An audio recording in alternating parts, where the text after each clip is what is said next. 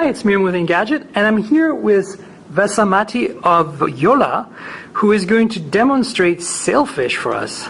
So this is the Sailfish OS. Yeah. First I'm going to show you the lock screen. So we have a pulley menu up here where you can choose some of the most common functionality. Then we have notifications and clock.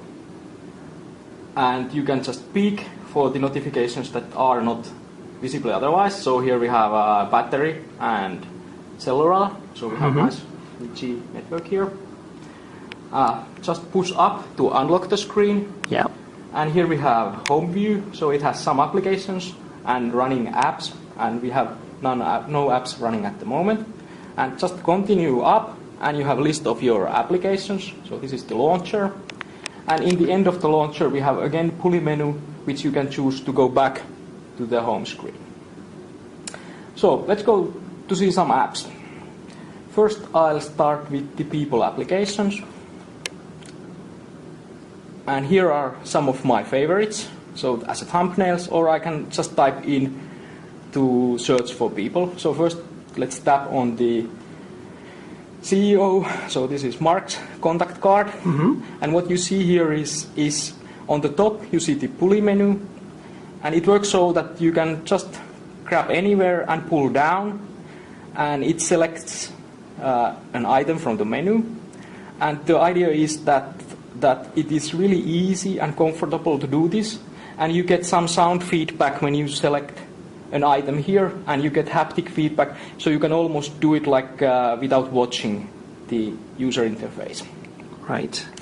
The other thing you can do that is like for this ease of use or convenience or effortless of the UI is the back stepping. So we don't have the regular back button. Here instead you grab anywhere and just push. So now we are back in the front. So it's always left to right? Yes. Cool. And another option is that in some user interfaces it's not so easy to, you might have lots of sliders and such. So you have a backup as pressing the depth indicator and you get back. Cool. Another big thing is the multitasking. So we have this push gesture. So you push your finger from the side. And now you see that it reveals the notifications or the indicators. So again, you can just quickly peek what's the battery status, what's the network status, and you can go back. Or if you want to go to home, do it all the way through, and then you are back home. And now you see the multitasking as the application is on background. And of course now just tapping the application, it will bring it back on. But let's leave it here. And in this case, the application developer has decided that this kind of couple of images of your favorites is enough to present your application here. So it's like essentially the equivalent of a tile in Windows, basically, right? It's more than a tile, so you can interact with it. So there are these gestures that you can do with it. Not with this application, since this just shows the content.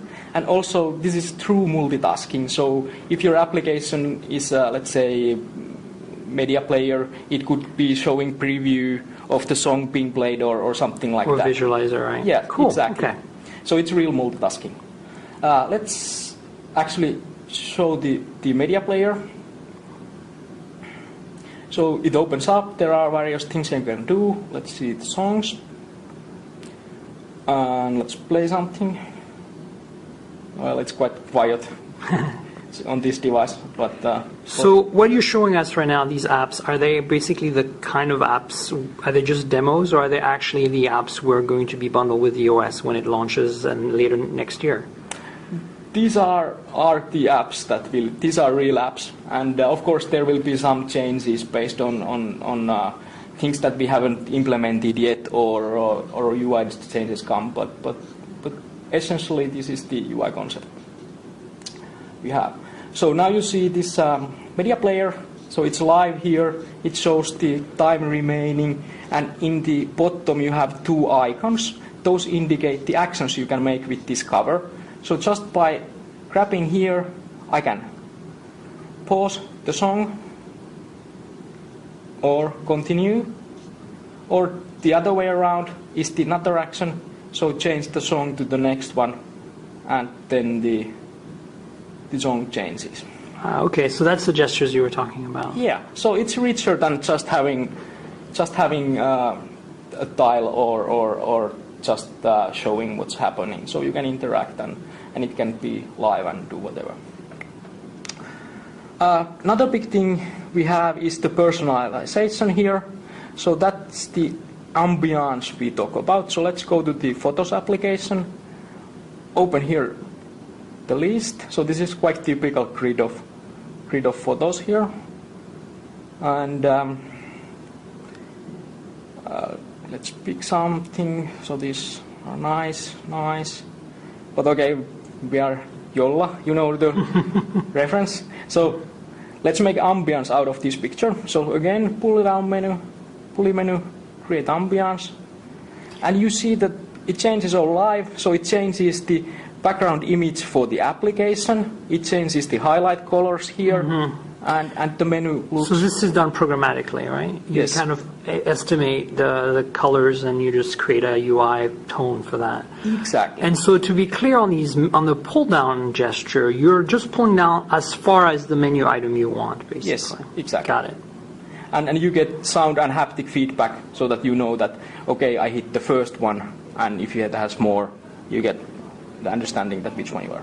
And like you see, the background picture here, it has this texture on top of it, and it also has some smoothness on it. So it remains readable. You see the search people text there, it remains perfectly readable, and still it's personalized on the mood. So if I'm feeling blue, this is Right. quite So you're nice. kind of doing some blur and some Yeah, and alpha on top of it. Exactly. And it is adjusted so that it's exactly the background you have. And the background lives here, so it moves a little bit when I go So back it's kind and of forth. interesting, and you're dynamically changing the basically the overlay of your background based on the UI's context, which is kind of a new thing, right? Kind of, yes. So this is the ambience look and feel that we want to get that. Well, okay. Well, thank you so much for showing us this. You're running this right now on an N950 developer device, which used to be the Migo developer device from Nokia. Obviously, this is what you're supporting right now for developers, correct? And you will be having some actual devices sometime next year. So I just want to make that clear for our readers, obviously. So we use this device as demonstration, so we are not providing this image for third parties. Right, not yet. So it's purely demonstration right now, and no developers have access to it yet. Yes, but the underlying open source technologies are already available. And Got it. Because I did see you release something, and I wasn't quite sure. yeah. All right, well, thanks for clarifying. I really appreciate your time. Okay. Thanks again. Thanks.